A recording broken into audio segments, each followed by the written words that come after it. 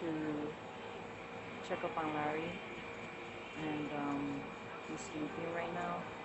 I cleaned his eye area, like it got all the stuff on his eye, so I cleaned it out and I changed his bandage as the doctor requested, but he's asleep right now.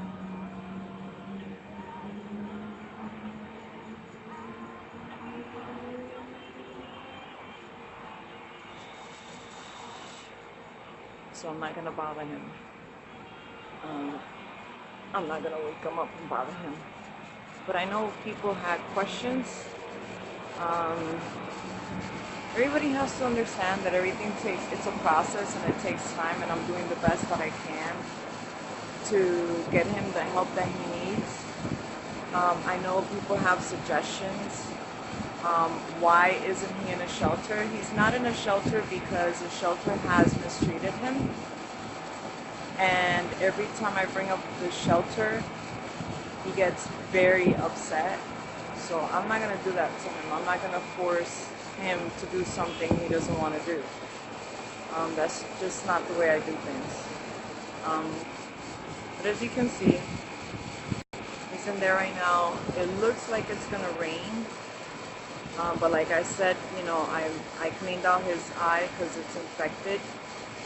The doctor said I have to do it 3 to 4 times a day, every day for a week. And so I've been traveling. I'm all the way down in Miami. So I've been traveling back and forth. It's almost literally like every 6 hours.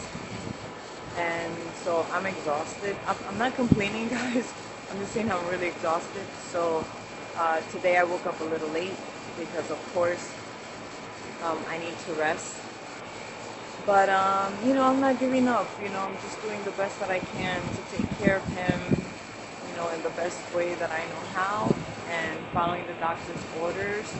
I'm asking him questions every now and then, not every day, because you guys have to understand, I don't want to upset him, I don't want to agitate him, and I don't want him to think that I'm the bad person. I'm the bad guy. I discussed everything with him about moving him from here to a hotel, and he got a little bit flustered, like a little bit agitated, and I looked at him straight in his eyes, and I told him, Larry, I am not taking you to a shelter. And when I told him that, he relaxed. So guys, I understand a lot of people there are saying, well, take him to a shelter, take him to a shelter. And I get you guys are saying that, but you have to understand, if he was abused in a shelter and he was not treated right, why am I going to take him to a shelter? Why am I going to force him to go somewhere he doesn't want to go? It makes no sense. And the shelters are not giving him the care that he needs. He's disabled, so he's going to need more than just food and a roof over his head. And again, that takes patience, and that's one of the problems. People lose their patience with him and then mistreat him. They'll tell him go, like leave, like they'll throw him out. I mean, this is a conversation that I've had with him, ongoing conversation about it. I've asked him why, he's given me his reasons, and I understand them and I respect them. Again, I'm not going to force him to go somewhere he doesn't want to go. So it's not that I don't want to take him there, it's that I offered different places, and I even offered a different shelter or something, and he just gets agitated and he gets upset. And I hold his hand and I look at him and I tell him, Larry, I won't do this to you. If you don't want to go to a shelter, I will not take you to a shelter. And again, the shelters haven't worked for him. Obviously, the system failed him. I don't know why. I don't know, something went wrong. But I'm not going to do that to him. So no matter what, I'm not going to take him to a shelter. I'm just not doing it. Um, and people can think and say whatever the hell they want. And honestly, it's not about what they want, and it's not about, you know, not doing what the procedure calls, which obviously would be okay, get them off the streets, and that means, oh, my shirt, yeah, that's my shirt.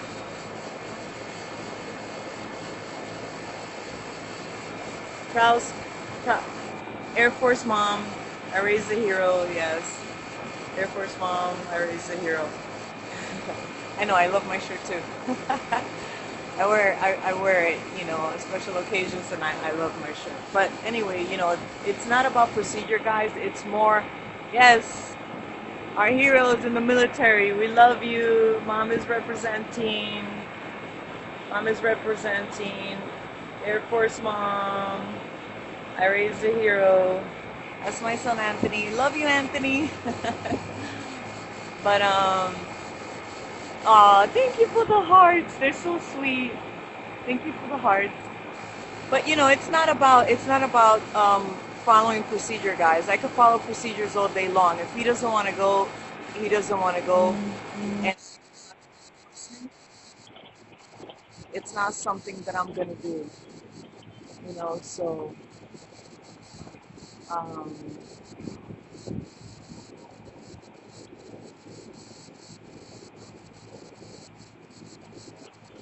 sorry, guys. Hold on. Sorry, something went on with that. But yeah, I'm not gonna force him. So he was very comfortable. Like little by little, I'm working on him. Little by little, I'm working on him. So far, he he has no problem going to a hotel. So that's what I'm gonna do. And again, it's trying little by little. I offered a hotel before. He has said no. He got agitated. So guys, it's I don't want to force. I don't want to push. I want to do things tactfully, with compassion and respect, and knowing that this is a human being with his own mind and his own thoughts, and respecting the boundaries, because you can't take a homeless person off the street and put them somewhere and expect them to be normal. It's very difficult for people that are homeless to understand or know what normal is. So, I'm sorry?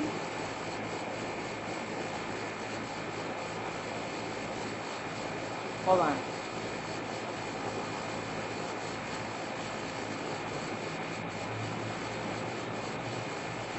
Oh, I don't know what I did here. Okay.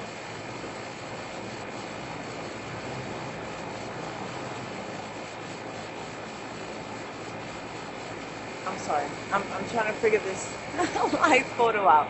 But he's back there. He was in the street, and he's right there. And I'm protecting his privacy, so I'm not letting people know where he's at, where he's located, what his location is. Um, and plus, he doesn't really want to talk to anyone. He's he so far has trusted very like three people. He trusts me. He trusts my son, and my oldest son Angel, who I love. Angel came and he picked up all his clothes, and he washed all his clothes, and he folded them very nicely. And he's my sons are amazing.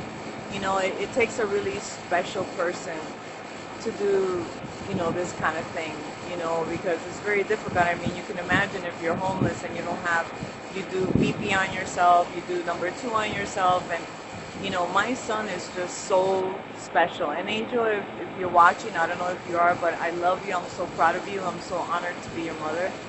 And for someone to do that for a stranger, it takes a really special person. And Angel's been nothing but amazing. My son is just that incredible person.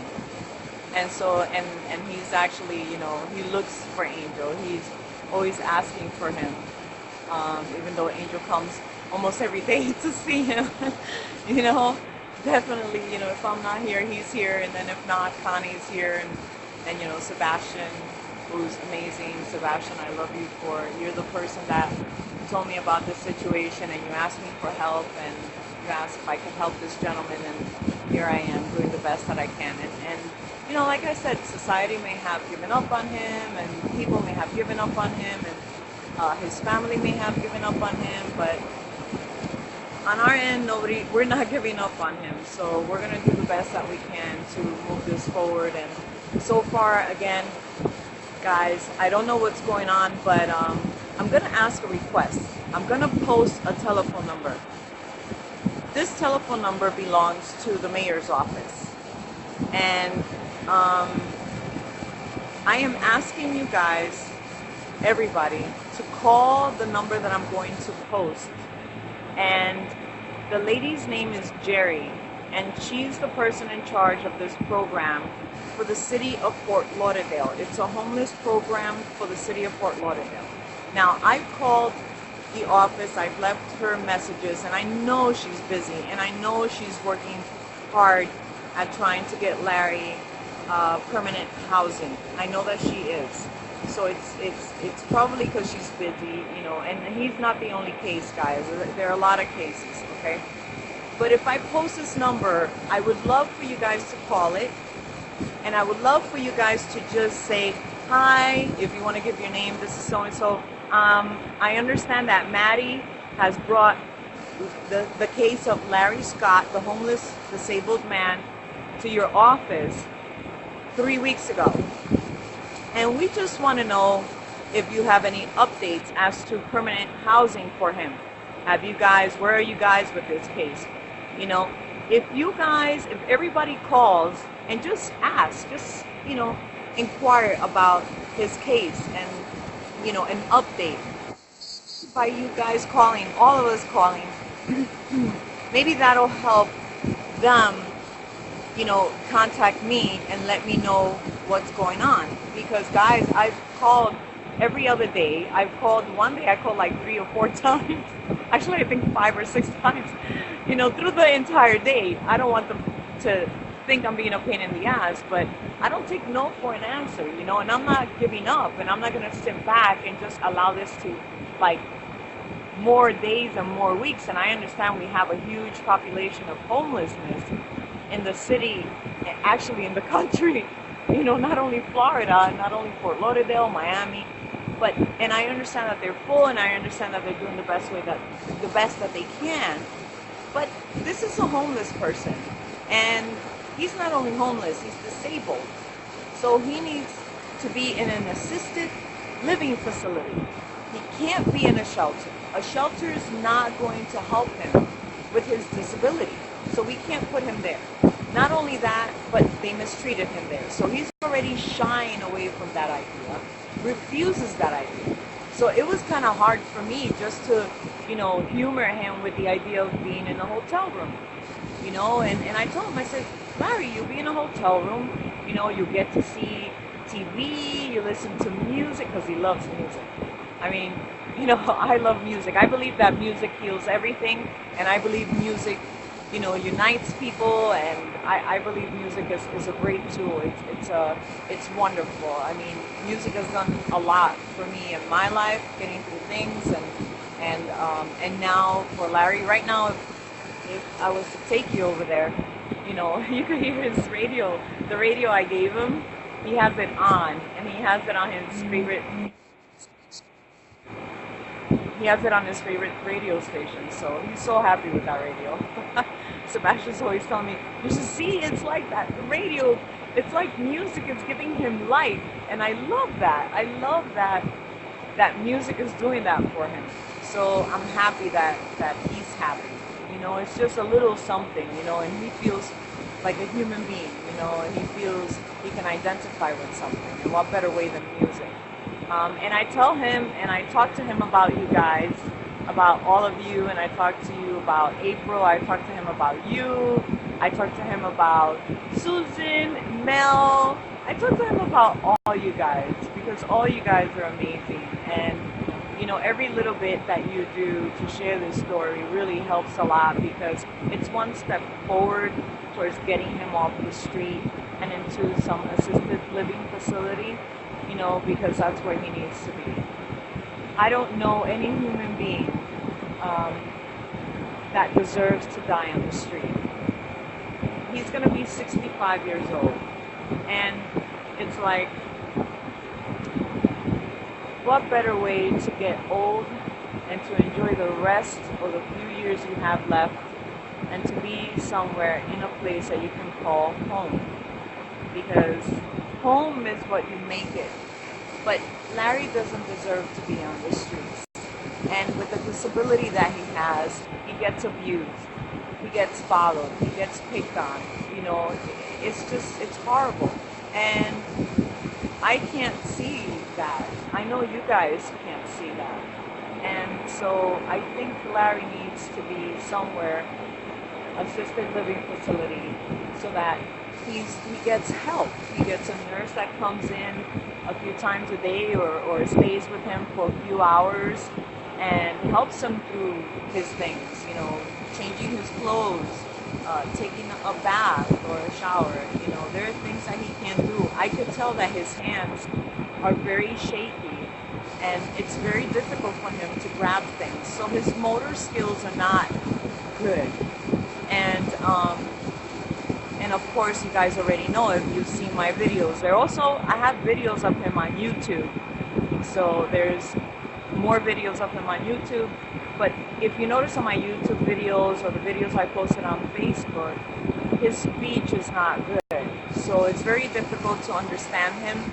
But it's not so difficult if you have the patience and the compassion to just listen and just allow him to speak, and then just slowly tell. If you don't understand, kindly and just nicely tell him you don't understand, and he will repeat himself.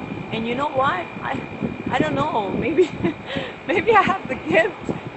I don't know, but I understand him. I talk to him and I pay attention to him. I look into his eyes. And I tell him, Larry, I'm listening. And then I listen and he says it, and then I don't know how, but I understand him.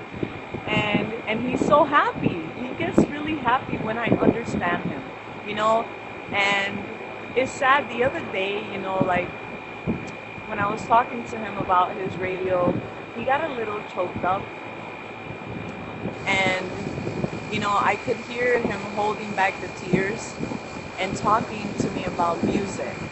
And he and I talk about music because I've been in situations where, I didn't talk to my friends, so I didn't talk to anybody. And, it's one of those times where you feel like you're alone in the world. It happens to all of us, I'm sure, or maybe a lot of us.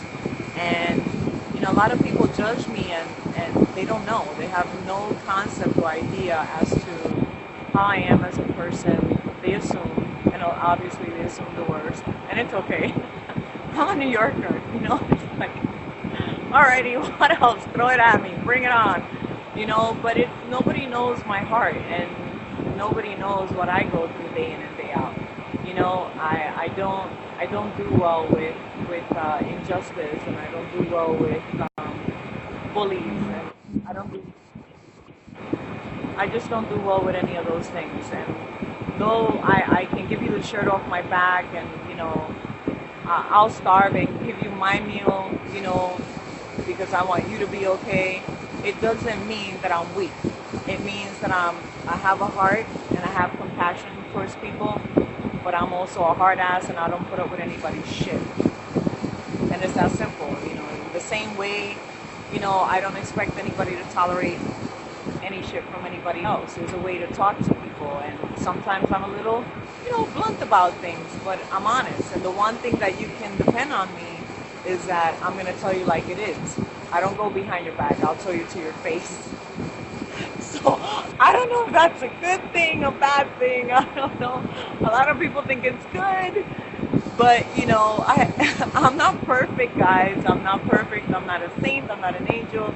But when it comes to humanity, when it comes to the elderly, the animals, and just people, period, just people, I care. And this case is very important to me because I know what it's like to be displaced. I know what it's like to be discarded. I know what it's like to be ridiculed. I know what it's like to be you know, your name dragged through the mud, and and things said about you that are not true. I know all that, and I don't have a disability, and it's a double whammy for Larry. He gets it on all ends. When he tries, he gets knocked down, and sometimes he can't communicate because he gets frustrated, and so it's harder to understand him because of the speech. But again, with patience and compassion, you know, you could do so many different things. I mean, I'm just one person with this situation, and I decided, even though, my private life is private, I don't make it public, but I'm not ashamed to, about what I've been through in my life. And, many of you may have not gone through homelessness and hunger and, ups and downs, or, yeah, they happen, but there's some of us that we've gone through like hell, like literally, nothing, and it's not cute. And sometimes it's hard to reach out to people and say, hey, I need help, or hey, um, I'm not in a good place. Sometimes it's hard for people to do that, and I know that a lot of people have reached out to me on Facebook telling me that I've had a lot of, potential suicide, and people are going through it. They go through hardships, or they go through identity crisis, or a breakup, or a loss of a job, loss of an income. Economy is really bad, guys, and I get it. But you know what? If we unite as human beings and we help each other, so that all of us can better, I don't understand what the problem is. It's just, I think it's just lack of, I guess, fear of reaching out and saying, hey, I really need help. Hey, I have a problem. Hey, I'm in a dark place. And it's easy to reach out to strangers. I don't know why, but it's easier to reach out to strangers than it is someone that you know. I mean, I've been very blessed. I have some incredible people in my life, but they don't really know about me. They don't really know about, what's really going on in my life and with me. And, and I can understand, that's why I understand Larry and people like Larry. They don't reach out to anyone. They feel that they don't belong, that they're not accepted, that they're not a part of society. They're not a part of this world. They're just in their own little world, and it's difficult for him to reach out to anyone. Again, not only because of his disability, but he's a man, and and it's very difficult. And even with me, he'll tell me, no, don't worry, no, don't come back. And he'll tell me all the time that he's okay. Say, I'm okay. And I'm like, Larry, no, you're not okay. And just today I had a conversation, and I feel the ball rolling, and I'm so happy because he finally agreed. Again, he finally agreed to getting a physical, a complete medical physical. So he agreed to that finally after a month and a week. He finally agreed to a medical, so I'm going to make sure that he gets a full physical, check his heart, his vitals, everything. And then this way, we know where he's at as far as his health. My concern with Larry my number one concern is he's not eating properly. He's not eating enough, so that's a big concern for me. His nutrition is just not to par. So I'm worried about that. And I told him, I shared that with him, and I told him, I said, Larry, I'm very concerned about you. And he says, no, don't worry, I'm good, everything's good. I said, Larry, I honestly am, and I really feel that you're not eating enough. And I asked him if he ate today, and he told me that he did. And I asked him, what did he eat? And he told me he ate oatmeal, and which is good for him, and I'm glad he ate oatmeal. And he ate peanut butter and jelly sandwich. So personally, a man of, at the age of 65 years old, that's not enough. And I know he's not drinking enough water. And that's why it concerns me that he's just drinking Coca-Cola. I don't want to promote them, but, soda. And, and then today he said he changed. He says, not cola, how about a Dr. Pepper? And I'm like, Larry, it's not good for you. You're drinking this stuff every day. But you know what? He's 65 years old. 65. So I'm not going to deny a man that's going to be 65 years old, is in this situation. Like my son said, he's like, Mom, let him have whatever he wants. Just let him have it. It's okay, And at least, if anything happens, he would have had the things that he likes. So I'm like, well, my son makes sense. He always makes sense. But, again, guys, it's baby steps. I don't want to scare him. I treat him with the utmost respect. For those out there that were asking about his background, he is, from what I understand, and we're trying to get his birth certificate. From what I understand, he is from Louisiana. He's from Louisiana. I don't know from where. He told me that he doesn't have family. And he did mention, because I did ask him if he had a sister or a brother, and he told me about a brother. Now, I don't know how true his story is, but he told me he had a brother in the Air Force. But again, guys, I don't know, and mind you, he was adamant about that. He does not like talking about family or friends, or he just doesn't. He tells me no one. And little by little, I'm trying to get more information to find out more about him. I asked him if he wanted me to find his family, and he said, no. So I'm not going to look for people he doesn't want me to look for. And I'm not going to force him to do something he doesn't want to do. I'm not going to do that to him. I gave him my word. And I did give him my word, and I told him I'm not taking him to a shelter. And my word is my word. So I understand that a lot of you out there want to see him in a shelter or don't want to see him out here. I get it. Neither do I. Hello, that's why I'm working my butt off to get him out of here. But you can't force someone. You can't. What is that saying? You can't force a horse to water. Is that the way the saying goes? You can't force a horse to water, or something like that. Point is, you can't force people. It's not going to work. And I want this to be a long-term thing. I want to find him a home, a permanent home, but that it's long-term. Because I honestly don't know how many years he has to live. I don't. None of us know. And, that's why I want to do a physical. So we can do a physical on him to see how he is medically, health-wise. And he's agreed to it so far.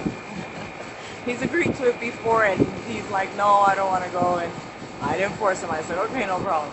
And then I tried again and again. And this week, he went to the eye doctor.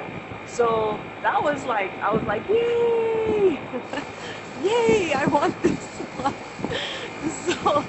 So he went to the eye doctor, and now we're treating his eye infection, which is, was really bad. So that's good. So, little by little. And then now, finally, today, I spoke to him, and he agreed to go to a doctor, a regular doctor. So we will take him to the doctor. And I know, and I noticed that as long as I'm there with him, he's good. And like I said, the South Florida Vision, they're amazing. They treated him with such respect and such dignity, and he was so happy. You had to see the look on this man's face. It's like he felt like, it's like you could see him come alive, and that's, you gotta treat people like human beings, there's a lot of mental health in the street, and a lot of homeless people are not all, they don't all have mental health issues. But let me tell you, living on the street can mentally impair you, absolutely. It can affect you in the worst way. And that's why it's important that we reach out to people and, we help each other and see how your friends are doing, your family is doing, and really be an ear, and don't be critical of them, because you don't know why they're homeless, and you don't know why they're going or having financial issues. We all have our problems, and not everybody's perfect, and people make mistakes, so we can't judge anybody. So again, he's right there. He's right there. And I'm like,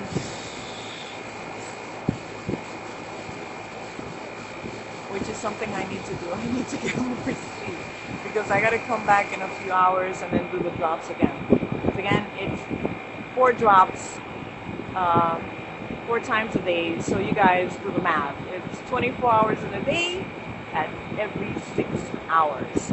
So, and the doctor said as long as I do at least 3 drops a day, then it's good. But and it's on his eye that he can't see.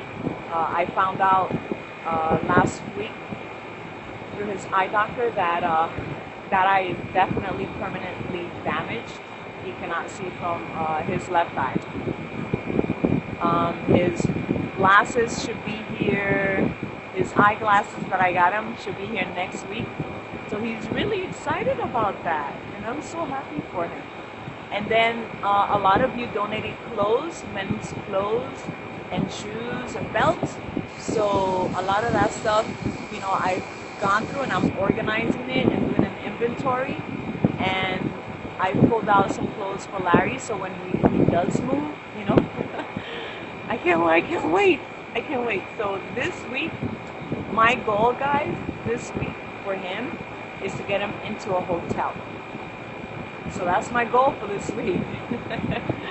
So I am like, already it's, Wednesday, tomorrow, and, I'm working on it. So I'm going to get him into a hotel, because at least there I can manage it better. And, between my son, myself, and, Connie and Sebastian, we can take turns and check up on him and visit him and take care of him. It's a big responsibility, guys. I'm not telling you this is easy. It's not, but it's not impossible. I know that I don't know how people can just walk by an elderly person and just not care. Not even ask. But it's okay, because Larry has all of you out there who care about him, and I tell him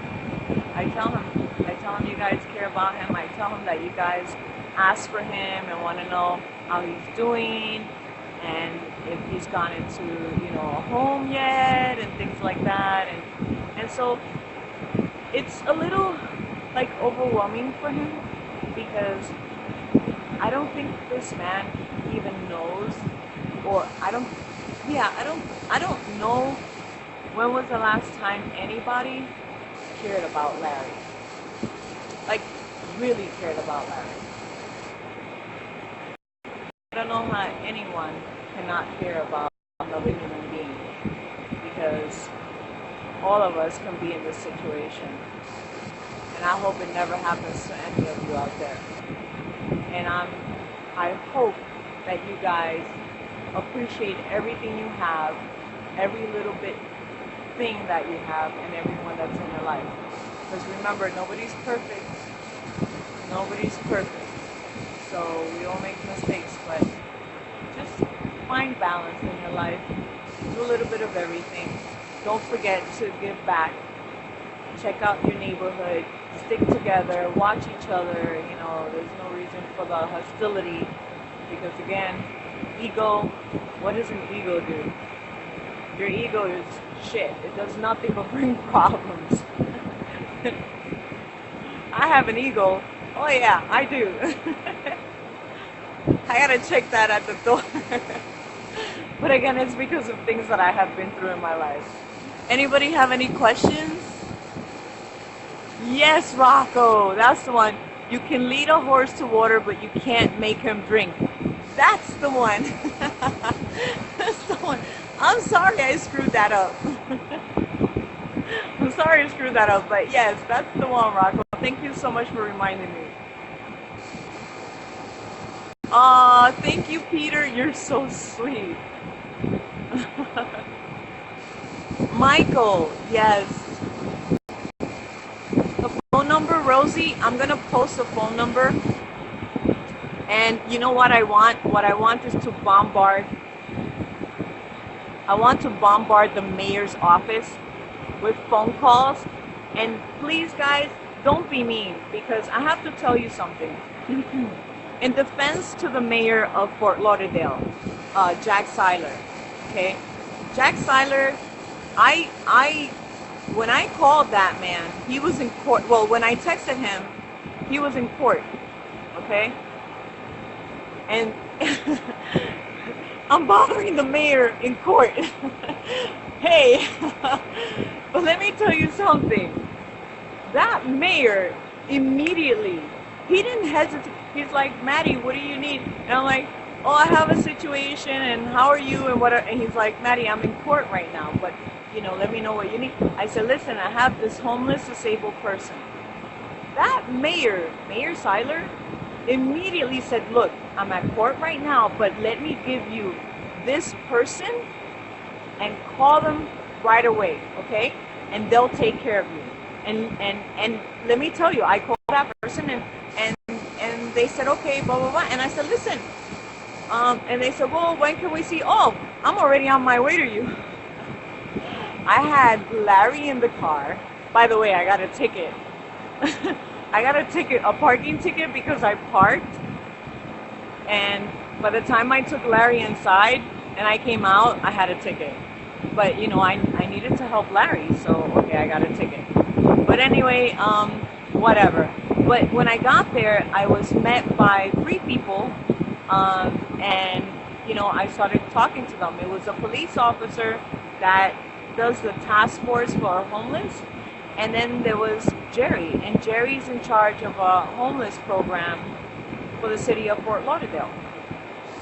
And that's the person I've been in contact with. So she explained things to me, and she said, there's an abundance of homeless people, and we're trying to help everyone that we can. And I said, I understand that, and I appreciate that, and I get it. But this is a case where you have a disabled man who's homeless, who obviously was abused, and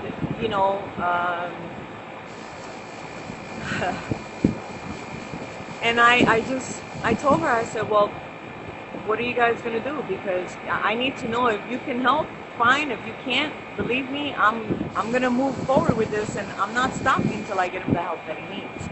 And so she got all the information. She went upstairs. She came back downstairs, and she spoke to Larry and explained to him that he has a team of people working for him. So I was very happy to hear that. And so he has a team of people working for him, but it's been 3 weeks, or 2.5 weeks, whatever, and I haven't heard back from them. So I've been calling them, and I've been leaving messages, but I think if all of you called and we bombarded Jerry with phone calls, and just a simple like, hi, how are you, Jerry? On behalf of Maddie, I'm inquiring about the status of the homeless disabled person that she's trying to help, Larry Scott. That's his name, Larry Scott. And we just want to know what's going on. And I think maybe if everybody calls, if all of you call and bombard them tomorrow, I'm going to post the number now. I think that maybe I'll get a call. I don't know. Because my next thing is that tomorrow I'm going to go there. I'm going to go to the mayor's office, and I'm going to go downstairs to the desk, and I'm going to ask for them to call Jerry and let him know it's a lady, that I'm downstairs and that I need to see her. And even if she doesn't see me, but at least if I get an answer as to where they're at as far as placement, permanent placement for Larry in an assisted living facility, then great. I just need to know, because he's already been through the system, guys. It's just that the system failed him. How it failed him, I don't know, and I don't care. I just care to fix it, whichever way, or find the people to fix it. He has his ID. He was born in this country. Not that that matters to me anyway, because if you're in this country, you need help. I don't care what you are, what color, what gender. You know, I'm going to try to help the best way that I can. So it doesn't matter to me. But he's got his ID. He has Humana Medicare or Medicaid.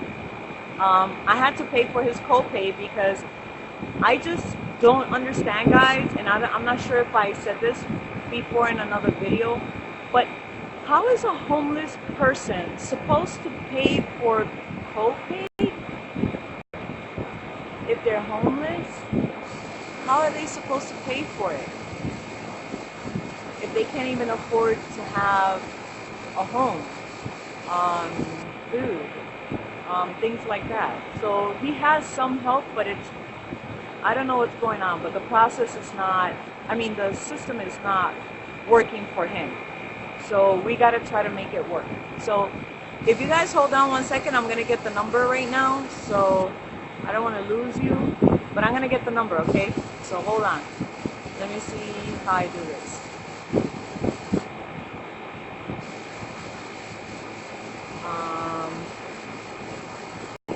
Hold on.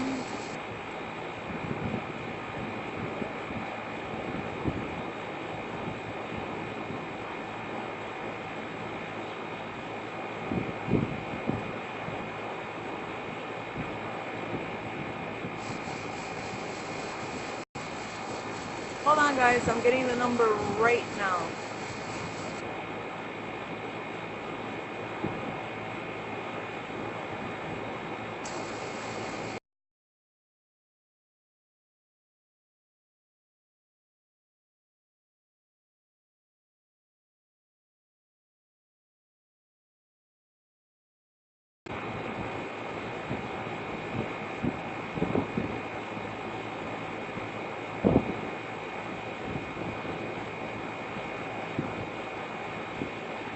I'm getting it right now, guys.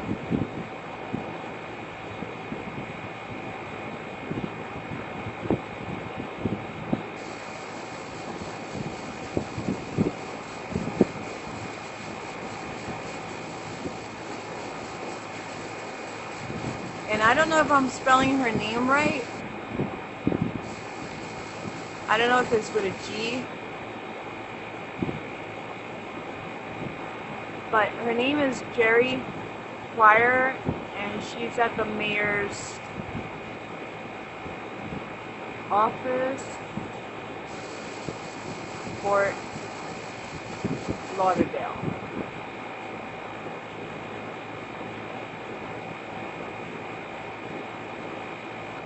Let me see, 954-828-5024. Let me double check again.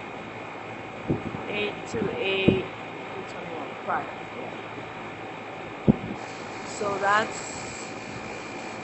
So I think if we make a little noise,